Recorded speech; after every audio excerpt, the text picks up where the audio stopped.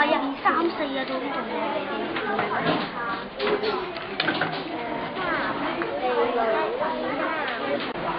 或者老師又點樣令你哋知道？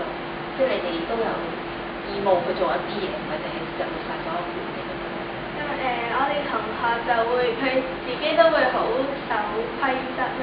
佢哋就唔會話係好似唔會話亂咁去，就係利用呢啲權利去亂咁去用呢啲權利。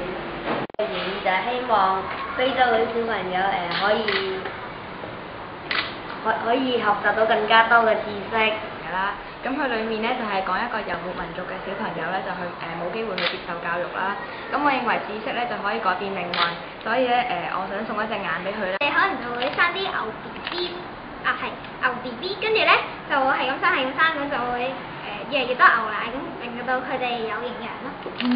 即係我覺得最重要嘅咧，開表老師有一個比較有系統啦，同埋一啲因為今次呢個教材其實就住嗰個聯合國兒童公約，對應住去透過權啤啤呢個角色同埋老總啦嘅邊好活潑、好生動咁樣咧，向學生去講解，讓學生又可以咧透過活動去認識咧。